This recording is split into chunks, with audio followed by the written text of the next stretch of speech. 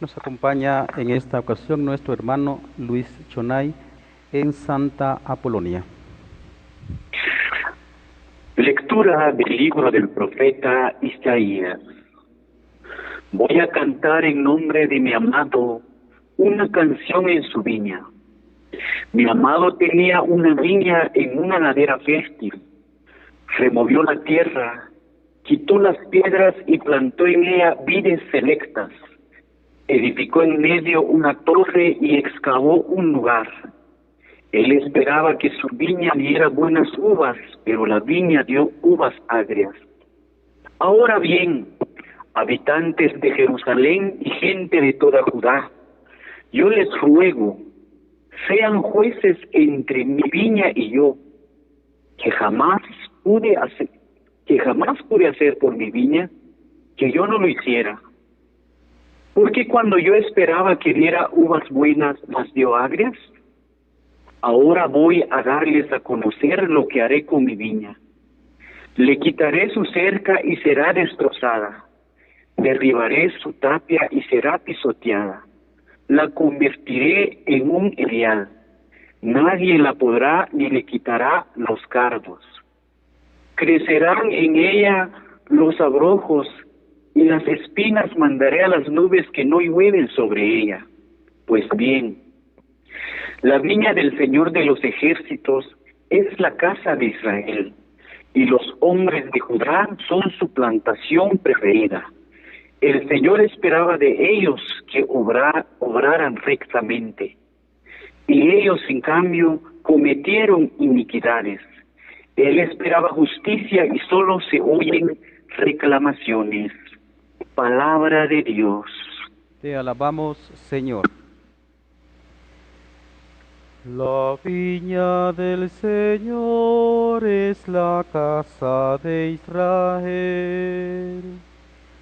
La viña del Señor es la casa de Israel. Sacaste una vid de Egipto, expulsaste a los gentiles y la trasplantaste. Extendió sus sarmientos hasta el mar y sus brotes hasta el gran río.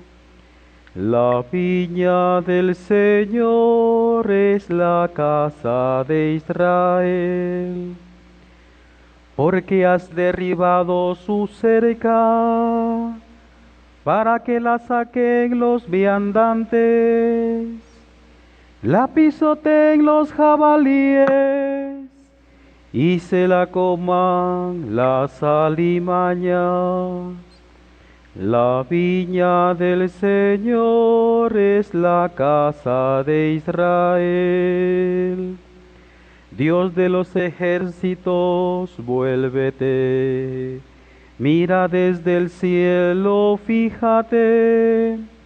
Ven a visitar tu viña, la cepa que tu diestra plantó y que tú hiciste vigorosa. La viña del Señor es la casa de Israel. No nos alejaremos de ti. Danos vida para que invoquemos tu nombre. Señor Dios de los ejércitos, restáuranos. Que brille tu rostro y nos salve. La viña del Señor es la casa de Israel. Lectura de la carta del apóstol San Pablo a los filipenses.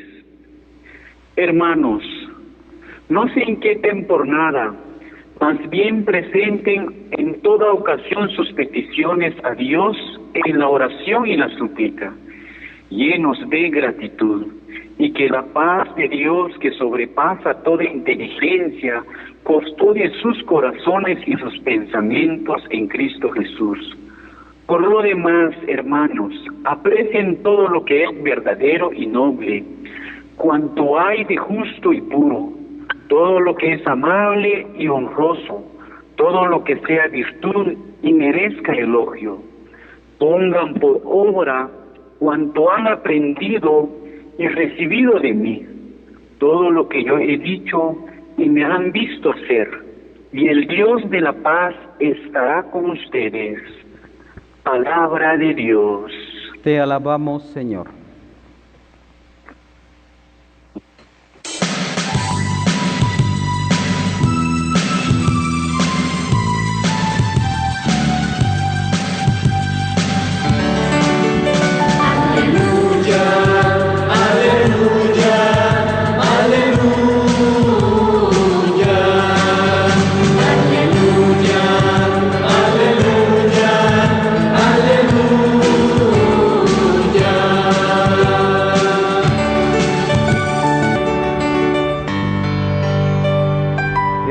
Esté con ustedes y con tu espíritu.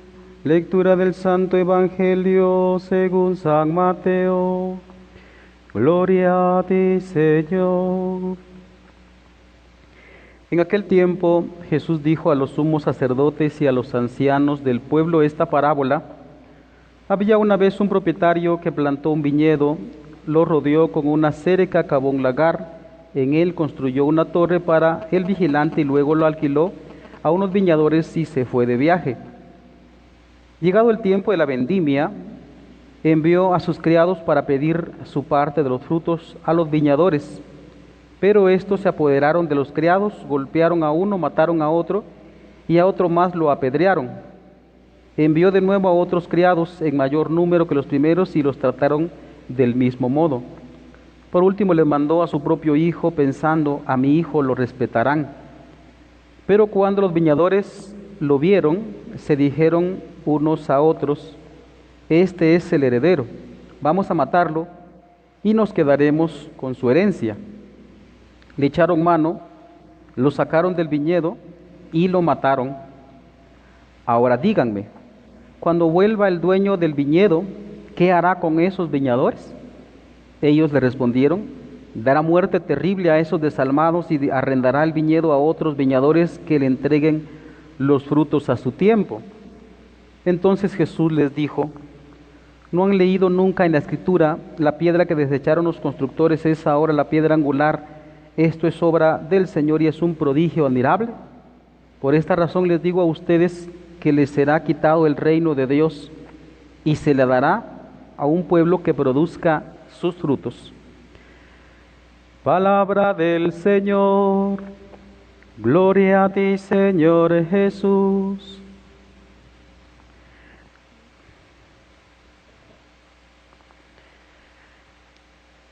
Buenos días nuevamente, hermanos, en sus hogares. Prácticamente estos domingos, 3 con el día de hoy, el tema es siempre el mismo y hoy el Señor pone una parábola, les dice una parábola a los escribas y fariseos, una de las más duras que pudo haber dicho el Señor. Vamos a tomar 2 puntos en esta homilía. Uno, vamos a explicar las razones históricas y teológicas que ya hemos dicho también en los 2 domingos anteriores, y luego vamos a hacer una aplicación a nuestra realidad.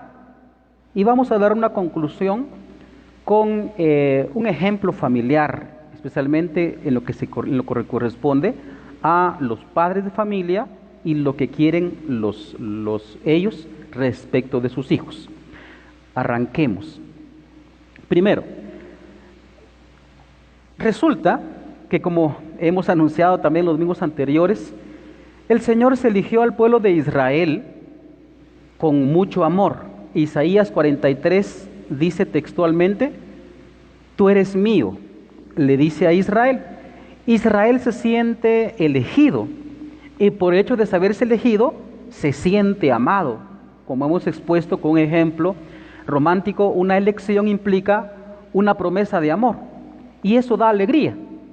Pero el problema está en el que el pueblo de Israel, al ser elegido ellos tenían que ser, como dice Isaías, luz para las naciones. Lo mismo también dice Jesucristo en tantas partes del Evangelio. Luz para las naciones, pero en este sentido Israel se portó como un niño malcriado, así por ejemplo el más chiquito, el más mimado, la chiquita o el chiquito, que normalmente cuando nace el otro hermano, todo lo que hace es rechazarlo. Y entonces empieza a decir, mi mamá es mío, mi papá es mío. Entonces el otro lo rechaza. Así se portó Israel tristemente. Y en lugar de ser luz para las naciones, lo que hizo es rechazó a los otros pueblos. Por eso a los otros pueblos le llaman paganos o incircuncisos. Así le dice a Israel a los pueblos que no son judíos, es decir, al resto de hombres que los rodean. Y por consiguiente, como digo, Dios quería ver en Israel unos frutos adecuados, que Israel sea luz para las naciones. Pero esto tristemente no se llevó a cabo. Fíjense que saco a la luz aquí también el dolor que tiene Jesucristo por su propio pueblo. Y lo voy a explicar con palabras de San Pablo, que también hemos citado en estos domingos anteriores. En Romanos, capítulo número 7, capítulo número 8, incluso llega a concluir hasta el capítulo número 11, que también da un ejemplo alegórico, ¿verdad?, del árbol y las ramas. Pero San Pablo dice, yo quisiera ser proscrito por Cristo, con tal de salvar a mis hermanos. Es decir, San Pablo le duele que su raza, que su pueblo, haya rechazado al Mesías y entonces esté como en vías de perdición. Eso es muy doloroso. Pensemos en nuestros propios pueblos, por ejemplo aquí en Pasticía. Yo soy de Chimaltenango, no sé de dónde más nos están viendo, pero qué tristeza da en el caso de mi pueblo, ¿verdad?, de que allí hay, por ejemplo, frutos horrorosos, ¿verdad? Ahí están los famosos bares, entonces, y que ya no se puede andar en las calles por la noche. Y entonces uno siente que este pueblo poco a poco se está perdiendo. Entre más crece y más prosperidad hay, entonces como que más se pierde, y eso da tristeza. Pues eso es lo que estaba sintiendo San Pablo por su pueblo de Israel, ¿verdad? Que tenía todo, digamos, había sido adornado, todas las disposiciones, todo eso lo había dado Dios, y resulta que a la hora de la verdad se está perdiendo. Entonces eso duele mucho. Lo mismo le pasa a Jesucristo. Jesucristo es judío. A él le duele también que su propio pueblo no acepte que Él sea el Mesías, cuando ellos saben y tienen en la punta de la lengua todas aquellas profecías que anunciaban su llegada. No lo quieren aceptar. Muy bien, esto es como digo, el entorno o el contexto teológico e histórico, ¿verdad? Y como se dice también en la historia de la iglesia, hay un momento en el que se bifurcan dos caminos. Por una parte continúa Israel en sus mismas líneas, ¿verdad?, no aceptando a Jesucristo como el Mesías, y en otra parte, una gran parte del pueblo de Israel entonces acepta al Mesías, a Jesucristo, como el Mesías legítimo. Y entonces desde ahí partimos nosotros, ¿verdad? De ahí damos inicio nosotros, hasta tal punto de que hoy el Evangelio ha llegado a muchas partes. Muy bien, aquí esto entonces me sirve para hacer puente para el punto número 2. El punto número 2 es que ¿quién es ese pueblo que dice Jesucristo? Se les irá quitado el reino de Dios a este pueblo y se les dará a otro que produzca los frutos. El pueblo que se le quitará es el pueblo de Israel, y el pueblo que se le dará somos nosotros, la iglesia. Por eso aquí viene entonces el segundo punto, la aplicación a nuestra realidad. ¿Qué frutos somos los que estamos dando los cristianos? Por lo menos si nos llamamos de esa manera. Y fíjense que en ese sentido tenemos nosotros que cuestionarnos, porque de pronto estamos actuando también exactamente igual, si no es que peor, como el pueblo de Israel, que se nos ha dado la fe, se nos ha heredado algo bien grande, nos han adornado, como dice San Pablo, le da San Pablo la segunda lectura de hoy. Nos dice San Pablo que tenemos todas las cosas que Dios nos pudo haber dado para poder dar fruto, ¿verdad? Eso es lo que significa pues esta expresión cultural, ¿verdad?, en el ámbito de la agricultura del pueblo de Israel. En el caso de acá, pues lo que más conocemos aquí nosotros es milpa y frijol, ¿verdad? Pero veamos como el agricultor que dispone de la tierra y le da todos los nutrientes necesarios a la plantación para que produzca el fruto, y después resulta que el terreno no da fruto, y eso es triste.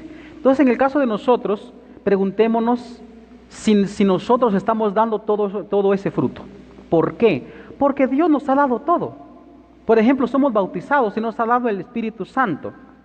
El Espíritu Santo es el amor de Dios inyectado en nosotros para que nosotros nos sintamos amados, y por consiguiente amados también enviados. Aprovecho, dicho sea de paso, ¿verdad? Que estamos en el mes de la misión. Si somos amados, somos elegidos, también somos enviados a producir frutos, frutos de paz, de justicia, ¿verdad?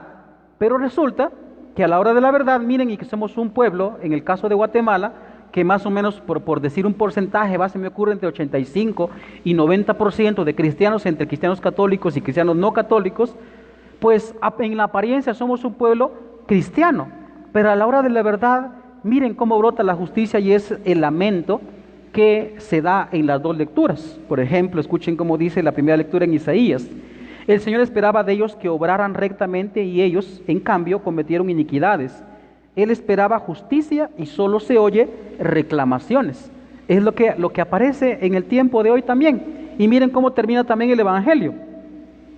Dice, pues, por esta razón les digo a ustedes que les será quitado el reino de Dios y se le dará a un pueblo que produzca los frutos. Preguntémonos nosotros, ¿estamos produciendo frutos? ¿Lo estamos haciendo? Vamos a mencionar dos frutos agrios que como cristianos estamos produciendo. No son frutos dulces. No digo al 100%, pero lastimosamente esto se ve. Por ejemplo, se dice que en Latinoamérica es un pueblo, ¿verdad?, donde la gente es bastante joven, ¿verdad? Un porcentaje bastante elevado es joven. Y la mayoría, pues, forman grupos juveniles, ¿verdad?, en sus comunidades, o coros, o pues movimientos, o muchos grupos juveniles. ¿Y cuál es el fruto que se ve? El fruto, me perdonan, pero el fruto es la fornicación. Que la muchacha se atreve a ir solo así, por ejemplo, con su novio. Y el novio no se quiere casar y dice, vámonos solo así. ¿Qué significa eso? Eso es un fruto amargo. Es como la uva amarga que dice hoy el Evangelio. Y pueden caer en el error, de hecho caen en el error de pensar, pues nosotros nos vamos solitos solo así y no hacemos daño a nadie. Ese pensamiento está de fondo. ¿Saben cómo el otro pensamiento está de fondo al irse solo así? Es el pensamiento de la cobardía. Si el hombre me sale bien, me quedo con él y me caso. Voy a probar un poco, lo voy a probar. Y si no me sale bien, pues como no estoy casado por la iglesia, lo dejo. Ese pensamiento está de fondo. Pero el problema es, ¿qué mal estoy haciendo yo a los demás con la decisión que yo tomo como joven o como señorita? Que me voy solo así con mi novio o que me llevo solo así a mi novia. Para que se entienda, voy ahorita a hablar de un ejemplo también de fruto agrio también que estamos dando como sociedad, como cristianos, especialmente ahorita en las familias. Esta semana de hecho ha aparecido, ¿verdad?, que algunos ya empezaron a defender incluso el aborto en Guatemala. Entonces, uno escucha como sacerdote de que mucha gente, incluso cristianos, o más bien cristianos, están abortando, ¿verdad?, que utilizan todo tipo de cosas en su relación conyugal, ¿verdad?, ¿verdad?, esas metodologías anticonceptivas o abortos literales. Y pueden pensar ellos, pues nosotros no hacemos daño a nadie. Bueno, en primer lugar mataron al niño, pero en segundo lugar existe esto que les voy a decir a continuación, que es un poquito así radical y es dramático. Como sacerdote he tenido que escuchar a muchas personas, esposos, por ejemplo, de preguntar por qué Dios nos está castigando, por qué no podemos tener hijos. Conozco a varios esposos con esta manera, cuando ellos sí quieren tener hijos, ¿verdad? Y hasta se tratan incluso médicamente para poder tener hijos y nada que vienen los hijos. Y eso lo he vivido en distintas parroquias en donde he estado. Y la respuesta es, digamos, haciendo un pequeño análisis, no es tan obvia, pero sí podemos responder.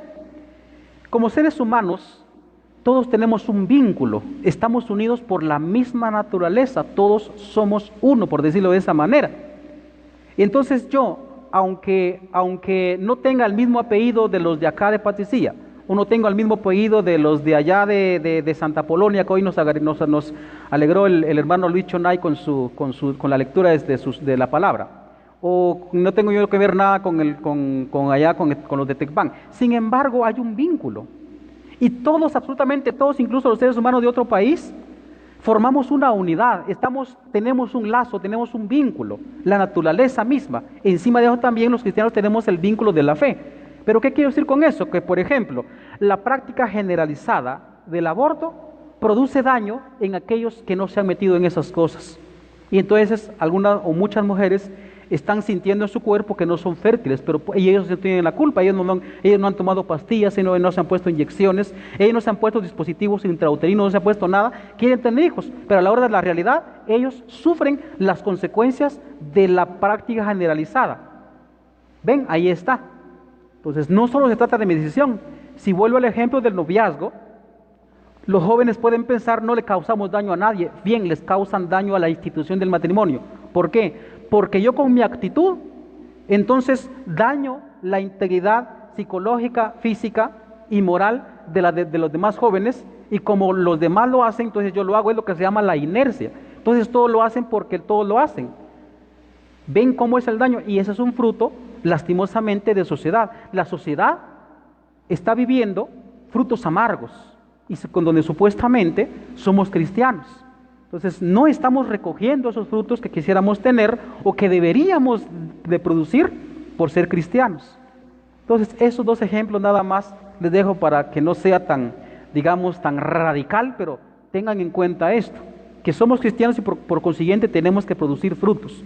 Si hablamos del entorno de vida natural, ¿verdad?, de todo lo que llevamos, ¿verdad?, la gente debería ver en el cristiano, en usted que va a trabajar, que tiene sus amigos de fútbol, que tiene sus amigos, qué sé yo, ¿verdad?, de estudio, de trabajo, lo que sea, deberían ver un buen hombre, una buena mujer, honrados, honestos, ¿verdad?, cariñosos, caritativos, y todo lo que dice San Pablo, ¿verdad? Dice, hermanos, no se inquieten por nada, más bien presenten en toda ocasión sus peticiones a Dios en la oración y súplica, llenos de gratitud, y que la paz de Dios, que sobrepasa toda inteligencia, custodia sus corazones y sus pensamientos en Cristo Jesús.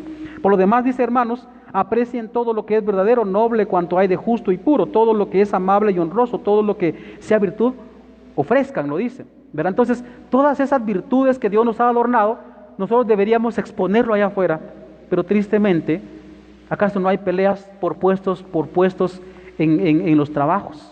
Todos queremos escalar y estripamos al otro. Entonces se manifiesta, en lugar de paz hay guerra, en lugar de una equidad hay injusticia y cosas como esas. Entonces preguntémonos si yo estoy produciendo frutos de paz. Para concluir, como ya dije, vamos a poner un ejemplo. En esta ocasión se habla de los derechos de Dios.